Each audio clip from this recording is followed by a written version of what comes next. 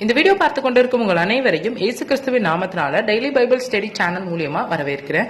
வீடியோக்குள்ள போறதுக்கு முன்னாடி ஒரு சின்ன பிரேயர் பண்ணிடலாம். லவ்விங் ஹெவன்லி ஃபாதர், இதோ இன்று எங்களுடைய பைபிள் ஸ்டடியை ஆசிர்வதிங்க.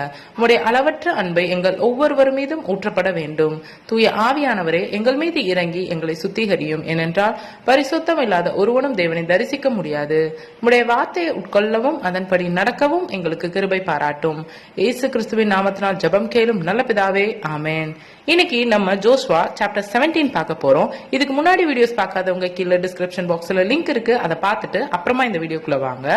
ஜோஸ்வா சாப்டர் 17ல ஒவ்வொரு வசனமா பார்க்கறதுக்கு முன்னாடி அதோட ஸ்டோரியை நான் ஷார்ட்டா முன்னாடியே சொல்லிடுறேன். வாங்க வீடியோக்குள்ள போலாம்.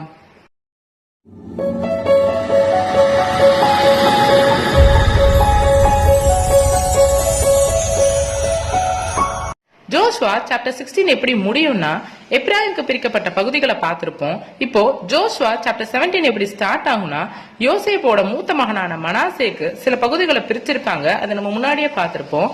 இப்போ மனாசேவுக்கு ஒரு மகன் இருப்பாரு. அவர் பெயரு மாக்கீர். இவரு திறமையான போர் வீரர். அது மட்டும் இல்லாம கிளையாத் அப்படிங்கிற பிளேஸுக்கு தலைவரும் கூட. அதனால இவருக்கு கிளையாத்தும் பாசான் அப்படிங்கிற 2 பகுதிகளையும் கொடுத்திருப்பாங்க. மனாசையோட மத்த பசங்களுக்கும் அவங்க குழந்தைகளுக்கும் கூட பங்குகளை பிரிச்சிருப்பாங்க. இங்க ஒரு சில சந்ததிகளோட பேர் மட்டும் குறிப்பிட்டிருப்பாங்க. அது என்னன்னா, அபியாசேர், ஏலாக், அஸ்ரியேல், சேகேமின், எப்பேர், செமிதா, இவங்க எல்லாரும் தான். இப்போ செலோப்பியா அப்படின்னு ஒருத்தர் இருக்காரு. இவரு யாருடைய பையன்னா எப்பேர். இவருக்கு பிறந்த குழந்தைகள் எல்லாம் பெண் குழந்தைகள் தான், ஆண் வாரிசு கிடையாது. பெண் குழந்தைகளோட பேர் கூட இங்க குறிப்பிட்டிருக்காங்க. அது என்னன்னா, மக்கால், நோவால், ஒக்லால், மில்கால், திர்சால் அப்படிங்கறதா. யூஸ்வலா பெண் பிள்ளைங்களுக்கு பெருசா இம்பார்ட்டன்ஸ் கொடுக்க மாட்டாங்க இல்லையா அந்த காலத்துல. ஆனா இந்த பெண் பிள்ளைகள் என்ன பண்றாங்கன்னா, எலையாசர் இவர் பிரீஸ்ட், இவர்கிட்ட போறாங்க. அங்க ஜோஸ்வாவும் மத்த லீடர்ஸும் கூட இருக்காங்க. அங்க போய் என்ன சொல்றாங்கன்னா, இது மாதிரி எங்க பிரதர்ஸ்க்கு நீங்க எப்படி நிலங்கள்லாம் பிரிச்சு கொடுத்தீங்களோ எங்களுக்கும் நீங்க அப்படி கொடுக்கணும்னு கடவுள் அப்பவே மோசே கிட்ட சொல்லி இருக்காருன்னு சொல்றாங்க. உடனே ஜோஸ்வாவும் அந்த விஷயத்தை கேட்டு நிலங்களை பிரிச்சு கொடுக்கறாரு. இப்போ லேடிஸ்க்கும் இடம் கிடைச்சிருச்சு. அடுத்து மனாசேக்கு விழுந்த சீட்டு 10 பங்குகளா இருக்கும். இதுல கிலியாத், பாஷான் தவிர குறிப்பிட்டிருப்பாங்க. அடுத்து மனாசையின் எல்லைய பார்க்கலாம். ஆசேர் அப்படிங்கிற பிளேஸ்ல தொடங்கி மிக்மேத்தா கிழக்கு பக்கமா இருக்கிற சீகேம் அப்படிங்கிற பிளேஸ்ல முடியும். அப்புறம் வலதுபுறமா இருக்கிற பிளேஸ் எல்லாம் கவர் பண்ணி என் தப்புவாங்கிற பிளேஸ்ல வாழ்ற குடிகள் பக்கமா முடியும். தப்புவாகு அப்படிங்கிற பிளேஸ்ல நிலம் இப்போ மனாசைக்கு சொந்தமா இருக்கும். ஆனா மனாசை இப்போ எப்ராயிம் மக்களுக்கு சொந்தமா இருக்கும். அதுக்கப்புறம் கானா அப்படிங்கிற ஆற்றுக்கு பக்கமா ஸ்டார்ட் பண்ணி சவுத் சைட் போய் முடியும். ஆனா அங்க இருக்கிற ஒரு சில டவுன்ஸ் எப்ராயிம் மக்களோடது. அப்படி கானா ஆற்றுக்கு வடக்கு பக்கமா ஸ்டார்ட் பண்ணி சமுத்திரம் போய் முடியும். அப்புறம் சவுத் சைட் இருக்கிற லேண்டு எப்ராயிம்க்கும், நார்த் பக்கமா இருக்கிற லேண்டு மனாசைக்கும் போய் முடியும். சமுத்திரம் தான் இவங்களோட ஃபைனல் எல்லையாவும் இருக்கும். அதுல பார்டர் வடக்கு பக்கம் ஆசேர், கிழக்கு பக்கம் ஈசக்கார் இருக்கு. இந்த 2 பிளேஸான ஆசேர், ஈசக்கார் இதுல சில குடிகள் இருக்காங்க. சோ அதுவும் மனாசையுடையதான். ஆனா அவங்க அந்த மக்களை துரத்தி விட முடியல. கானானியர் பிடிவாதமா அங்கதான் வாழ்றாங்க. சோ அவங்கள அடிமை வேலை பார்க்க அனுமதி கொடுத்து வாழ அனுமதிக்கிறாங்க. அடுத்து என்ன ஆச்சுன்னா, மனாசையும் எப்ராயும் ஜோஸ்வா கிட்ட, நாங்க நிறைய பேர் இருக்கோம், கடவுள் எங்களை ஆசீர்வாதமா வச்சிருக்காரு, அப்போ ஏன் எங்களுக்கு ஒரு பகுதி மட்டும் தரீங்க அப்படின்னு கேட்க, அதுக்கு ஜோஸ்வா என்ன ஆன்சர் பண்றாருன்னா, இந்த பகுதி சின்னமா இருக்குன்னா நீங்க காட்டு பகுதிக்கு போய் அங்க சுத்தம் பண்ணி அந்த பகுதியை எடுத்துக்கோங்க. அங்க பெருசியரும் ரெப்பாயிமியரும் தான் இருக்காங்க. அதுக்கு அகைன் என்ன ரிப்ளை பண்றாருன்னா, இல்ல எங்களுக்கு மலைப்பகுதி பத்தாது, ஏன்னா சமவெளியில் வாழ்ற கானானியர் ரொம்பவே ஸ்ட்ராங்கா இருக்காங்க அப்படின்னு சொல்றாரு. அகைன் ஜோஸ்வா என்ன ரிப்ளை பண்றாருன்னா, அவங்க ஸ்ட்ராங்கா இருக்கட்டும், பட் உங்களுக்கு காட்டுப்பகுதியை கிளியர் பண்ணி யூஸ் பண்ணிக்கோங்கன்னு சொல்லிட்டோம். அப்புறம் பிளஸ் அதோட பவுண்டரிஸும் உங்களுக்கு தான். சோ நீங்களும் ஸ்ட்ராங், அவங்கள நீங்க ஈஸியா துரத்திடலாம்னு சொல்றாரு. இதான் ஜோஸ்வா சாப்டர் 17 ஸ்டோரி. இப்ப நம்ம ஒவ்வொரு வசனமா பார்க்கலாம். ஜோஸ்வா சாப்டர் 17ல ஃபர்ஸ்ட் வசனம் பாருங்க. மனாசே கோத்திரத்திற்கும் பங்கு கிடைத்தது.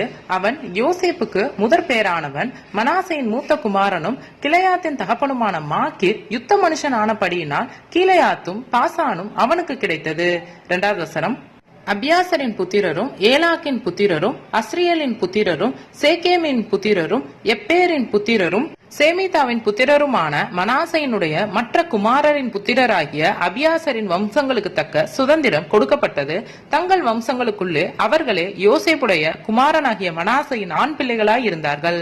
இந்த 2 வசனத்துல என்ன பாக்குறோம்னா, யோசேப்போட ஃபர்ஸ்ட் பையன் மனாசேயோட ஃபர்ஸ்ட் பையன் மாக்கீர். அவர் ரொம்ப ஸ்ட்ராங்கான பர்சன். அதனால கீலேயாத் பாசான் அப்படிங்கிற நிலப்பகுதியை அவருக்கு கொடுக்கறாங்க. அது மட்டும் இல்லாம மத்த ஆண் பிள்ளைகளான அபியாசர், ஏலாக், அஸ்ரியேல், சேகாமின், எப்பேர், செமிதா இவங்களுக்கும் இவங்களோட வம்சங்களுக்கும் கூட சுதந்திரம் கொடுக்கறாங்க. அடுத்து 3வது வசனம் பாருங்க. மனாசையின் குமாரனாகிய மாக்கீருக்கு பிறந்த கிளையாத்தின் குமாரனாகிய எப்பேரின் மகன் செலோபியாத்துக்கு குமாரத்திகள் தவிர குமாரர் இல்லை. அவன் குமாரத்திகளின் நாமங்கள் மக்லால், நோவால், ஒக்லால், மில்கால், திர்சால் என்பவைகள். 4வது வசனம். அவர்கள் ஆசாரியனாகிய எலெயாசருக்கும் நூனின் குமாரனாகிய யோஸ்வாவுக்கும் பிரபுக்களுக்கும் முன்பாக சேர்ந்து வந்து, எங்கள் சகோதரர் நடுவே எங்களுக்கு சுதந்திரம் கொடுக்கும்படி கர்த்தர் மோசேக்கு கட்டளையிட்டார் என்றார்கள். ஆகையால் அவர்கள் தகப்பனுடைய சகோதரின் நடுவே கர்த்தருடைய வாக்கின்படி அவர்களுக்கு சுதந்திரம் கொடுத்தான். இந்த 2 வசனத்துல என்ன பாக்குறோம்னா, மாக்கீரோட பையன் கிளையாத், அவரோட பையன் எப்பேர். அவரோட பையனான செலோபியாத்துக்கு ஆண் வாரிசு இருக்காது. அதாவது மத்த எல்லாருக்கும் 1-2 பசங்களாவது இருப்பாங்க. இவருக்கு ஆண் வாரிசு யாரும் இருக்க மாட்டாங்க. எல்லாமே பெண் பிள்ளைகள் தான். அவங்களோட பேரு மக்லால், நோவால், ஒக்லால், மில்கால், திர்சால் அப்படிங்கிறது. இவங்களுக்கு எல்லாம் என்ன ஆச்சுன்னா, பெருசா லேண்டுன்னு இவங்களுக்கு கொடுத்திருக்க மாட்டாங்க. அதனால இவங்க எல்லாரும் ஒண்ணு சேர்ந்து எங்க போறாங்கன்னா, எலெயாசர் கிட்ட போய் ஒரு விஷயத்த தெரியப்படுத்துறாங்க. இது மாதிரி ஆண்டவர் எங்களுக்கும் ஒரு சில லேண்ட கொடுக்க சொல்லி மோசே கிட்ட ஆல்ரெடி ப்ராமிஸ் பண்ணிருக்காருன்னு சொல்ல, இதை கேட்டு ஜோஷ்வாவும் உடனே லேண்ட பிரிச்சு கொடுத்துறாங்க. அடுத்து 5வது வசனம் பாருங்க. யோர்தானுக்கு அப்புறத்திலே இருக்கிற கீலேயாத், பாசான் எனும் தேசங்களை அல்லாமல் மனாசைக்கு சீட்டிலே விழுந்தது 10 பங்குகளாம். 6வது வசனம். மனாசையின் குமாரத்திகள் அவன் குமாரருக்குள்ளே சுதந்திரம் பெற்றார்கள். மனாசையின் மற்ற புத்திரருக்கு கீலேயாத் தேசம் கிடைத்தது. இந்த 2 வசனத்துல என்ன பாக்குறோம்னா, மனாசைக்கு சீட்டு போட்டு பார்க்கும்போது கீலேயாத், பாஷான் இது 2 தேசங்களை தவிர அவங்களுக்கு எக்ஸ்ட்ராவே 10 பங்கு கிடைச்சிருக்கு. அது மட்டும் இல்லாம இவ்வளவு நாள் ஆண் வாரிசுகளுக்கு மட்டும் இம்பார்ட்டன்ஸ் கொடுத்தாங்க. இப்போ பெண் பிள்ளைகளுக்கும் சுதந்திரம் கொடுத்திருக்காங்கிறதையும் சொல்லியிருக்காங்க. அடுத்து 7வது வசனம் பாருங்க. மனாசையின் எல்லை ஆசேர் தொடங்கி சீகேமின் முன்னிருக்கிற மிக்மேதாவுக்கும் அங்கிருந்து வலதுபுறமாய் என் தப்புவாவின் குடிகளிடத்திற்கும் போகிறது. 8வது வசனம். தப்புவாவின் நிலம் மனாசைக்கு கிடைத்தது. மனாசையின் எல்லையோடு இருக்கிற தப்புவாவோ எப்ராயிம் புத்திரரின் வம்சமாயிற்று. இந்த 2 வசனத்துல என்ன பாக்குறோம்னா, மனாசையோட எல்லையை தான் இங்க பாக்குறோம். அவரோட எல்லை ஆசேர் அப்படிங்கிற பிளேஸ்ல ஸ்டார்ட் பண்ணி மிக்மேதாவை கவர் பண்ணி அதுக்கப்புறம் என் தப்புவா அப்படிங்கிற பிளேஸையும் கவர் பண்ணுது. அதுக்கப்புறம் தப்புவா நிலம் இப்ப மனாசையோடது. ஆனா அந்த தப்புவா நிலத்துல பார்டர்ல குடியிருக்கிற மக்கள் எல்லாம் எப்ராயிமுக்கு சொந்தமானவங்க. அடுத்து 9வது வசனம் பாருங்க. அப்புறம் அந்த எல்லை கானா எனும் ஆற்றுக்கு போய் ஆற்றுக்கு தெற்காக இறங்குகிறது. மனாசையினுடைய பட்டணங்களின் நடுவே இருக்கிற அவ்விடத்து பட்டணங்கள் எப்ராயிமுடையவைகள். மனாசையின் எல்லை ஆற்றுக்கு வடக்கே இருந்து சமுத்திரத்திற்கு போய் முடியும். 10வது வசனம். தென்னாடு எப்ராயிமுடையது, வடநாடு மனாசையுடையது. சமுத்திரம் அதன் எல்லை. அது வடக்கே ஆசேரையும் கிழக்கே இசக்காரையும் தொடுகிறது. இந்த 2 வசனத்துல என்ன பாக்குறோம்னா, இங்கேயும் ஒரு சில பவுண்டரிஸா தான் நம்ம பாக்குறோம். கானா அப்படிங்கிற ஆற்றுக்கு போய் அங்கிருந்து தெற்கு பக்கமா இறங்குது. அப்புறம் எப்ராயிமோட ஒரு சில லேண்டு மனாசையோட லேண்டுக்கு நடுவுல தான் இருக்கும். அது 2ம் ஆற்றுக்கு வடக்கு பக்கமா, அதாவது சமுத்திரம் தான் அவங்களோட எல்லையா முடியும். தென்னாடு நம்ம எப்ராயிமுக்கும் வடநாடு மனாசைக்கும் கொடுத்திருப்பாங்க. 2 பேருக்கும் சமுத்திரம் தான் எல்லை. அதுக்கப்புறம் வடக்கு பக்கமா ஆசேர் அப்படிங்கிற பிளேஸும் கிழக்கு பக்கமா இச்சக்கார் அப்படிங்கிற பிளேஸும் தொடும். அடுத்து 11வது வசனம் பாருங்க. இச்சக்காரிலும் ஆசரேலிலும் இருக்கிற 3 நாடுகளாகிய பெத்செயானும் அதன் ஊர்களும், இப்ளேயாமும் அதன் ஊர்களும், தோரின் குடிகளும் அதன் ஊர்களும், என்தோரின் குடிகளும் அதன் ஊர்களும், தானாக்கின் குடிகளும் அதன் ஊர்களும், மெகிதோவின் குடிகளும் அதன் ஊர்களும் மனாசையுடையவைகள். 12வது வசனம், மனாசையின் புத்திரர் அந்த பட்டணங்களின் குடிகளை துரத்திவிட கூடாமற் போயிற்று. கானானியர் அந்த சீமையில் தானே குடியிருக்க வேண்டும் என்று இருந்தார்கள்.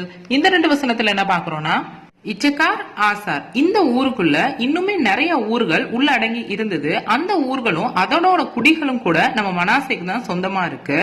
இந்த மனாசை புத்திரர்கள் எல்லாரும் கானானியரை அங்கிருந்து துரத்தி விட முடியாம இருக்காங்க. அடுத்து 13வது வசனம் பாருங்க. இஸ்ரவேல் புத்திரர் பலத்த போதும் கானானியரை முற்றிலும் துரத்தி விடாமல் அவர்களை பகுதி கட்டுகிறவர்களாக்கி கொண்டார்கள். இந்த வசனத்துல என்ன பாக்குறோம்னா, இஸ்ரவேல் மக்கள் ரொம்ப ஸ்ட்ராங்கானவங்க. ஆனாலும் அவங்களால கானானியர் மக்களை வெளியில அனுப்ப முடியல. அதனால அவங்களுக்கு அடிமை வேலை பாக்குற மாதிரி வச்சுக்கிட்டாங்க. அடுத்து 14வது வசனம் பாருங்க.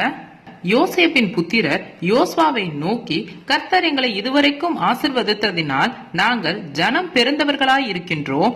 நீர் எங்களுக்கு சுதந்திரமாக ஒரே வீதத்தையும் ஒரே பங்கையும் கொடுத்தது என்ன என்று கேட்டார்கள். 15வது வசனம். அதற்கு யோசுவா, நீங்கள் ஜனம் பெருந்தவர்களாயும் எப்ராயிம் மலைகள் உங்களுக்கு நெருக்கமாயும் இருந்தால் பெருசியர் ரெபாபியர் குடியிருக்கிற காட்டு தேசத்துக்கு போய் உங்களுக்கு இடம் உண்டாக்கி கொள்ளுங்கள் என்றான். இந்த 2 வசனத்துல என்ன பாக்குறோம்னா, யோசேப்போட பசங்க மனாசே, எப்ராயிம் இவங்க 2 பேரும் என்ன பண்றாங்கன்னா, ஜோசுவா கிட்ட சொல்றாங்க, நாங்க கடவுள் ஆசீர்வதிச்சனால எங்களோட ஜனம் ரொம்ப பெருசாவே இருக்கு. ஆனா நீங்க ஒரே ஒரு பங்கை மட்டும் கொடுத்துருக்கீங்க. இது எங்களுக்கு எப்படி பத்துன்னு கேக்குறாங்க. அதுக்கு யோசுவா என்ன ரிப்ளை பண்றாருன்னா, ஆமா, நீங்க கடவுள் ஆசீர்வாதத்தால ரொம்ப பெரிய ஜனமாவே இருக்கீங்க. உங்களுக்கு இந்த இடம் பத்தலன்னா மலை தேசத்துக்கு போங்க. அங்க பெருசிய ரெபாபியர் இவங்க தான் குடியிருக்கிறாங்க. அங்க போய் உங்களுக்கு இன்னுமே நீங்க இடத்த உண்டு பண்ணிக்குங்க. அதுவும் உங்களுக்கு தானே சொல்றாரு. அடுத்து 16வது வசனம் பாருங்க. அதற்கு யோசேப்பின் புத்திரர், மலைகள் எங்களுக்கு போதாது, பள்ளத்தாக்கு நாட்டில் இருக்கிற பெத்செயானிலும் அதன் ஊர்களிலும் இஸ்ரேல் பள்ளத்தாக்குகளிலும் குடியிருக்கிற எல்லா கானானியரிடத்திலும் இருபுரதங்கள் உண்டு என்றார்கள். இந்த வசனத்துல என்ன பாக்குறோம்னா, நம்ம யோசேப்போட பசங்க என்ன சொல்றாங்கன்னா, மலை தேசங்கள் எங்களுக்கு போதாது. இஸ்ரேல் மக்கள்கிட்ட இருப்பு தேர்கள், அதாவது அவங்க ரொம்ப ஸ்ட்ராங் அப்படிங்கறத காட்டக்கூடிய வார்த்தை அது, அதெல்லாம் அவங்க கிட்ட இருக்கு. அதனால அவங்க என்ன டிமாண்ட் பண்றாங்கன்னா, எங்களுக்கு பள்ளத்தாக்குல இருக்கிற ஒரு சில தேசங்களும் வேணும் அப்படின்னு கேக்குறாங்க. அடுத்து 17வது வசனம் பாருங்க. யோசுவா யோசேப்பு வம்சத்தராகிய எப்ராயிமியரையும் மனாசரையும் நோக்கி, நீங்கள் ஜனம் பெருந்தவர்கள், உங்களுக்கு மகா பராக்கிரமமும் உண்டு. ஒரு பங்கு மாத்திரமல்ல, மலை தேசமும் உங்களுடையதாகும். 18வது வசனம். அது காடானபடியினாலே அதை வெட்டி திருத்துங்கள். அப்பொழுது அதன் கடையாந்திரம் மட்டும் உங்களுடையதாய் இருக்கும். கானானியருக்கு இருப்புரதங்கள் இருந்தாலும் அவர்கள் பலத்தவர்களாய் இருந்தாலும் நீங்கள் அவர்களை துரத்தி விடுவீர்கள் என்றான். இந்த 2 வசனத்துல ஜோஷ்வா எப்ராயிம்க்கும் மனாசேக்கும் என்ன ரிப்ளை பண்றாருன்னா, நீங்க ரொம்ப ஸ்ட்ராங்கான ஆட்கள், உங்களுக்கு ஒரு பங்கு மாத்திரம் இல்ல, மலை தேசமும் உங்களுக்கு தான். அது காடா இருக்கு இப்போதைக்கு. சோ நீங்க அதை போய் வெட்டி கிளீன் பண்ணுங்க. அப்போ அதோட எல்லை இன்னுமே ரொம்ப பெருசா இருக்கும். நீங்க தாராளமா யூஸ் பண்ணிக்கலாம். அண்ட் அப்கோர்ஸ் கானானியர் ரொம்ப ஸ்ட்ராங்காவும் அவங்க கிட்ட எவ்வளோ இருப்பு ரதங்கள் இருந்தாலும் நீங்க அவங்கள விட ஸ்ட்ராங்கு, நீங்க அவங்கள ஈஸியாவே துரத்திடலான்னு சொல்றாரு. இப்ப நம்ம ஜோஷ்வா சாப்டர் 17ல ஒவ்வொரு வசனமா பார்த்து முடிச்சிட்டோம். இனி நீங்க என்ன பண்ணணும்னா, ஒரு முறை பைபிள் எடுத்து நல்லா ரீட் பண்ணுங்க. இதுல நான் ஏதாவது தப்பா சொல்லியிருந்தாலும், உங்களுக்கு ஏதாவது புரியலனாலும் கீழே கமெண்ட் செக்ஷன்ல கமெண்ட் லீவ் பண்ணுங்க. Praise the Lord.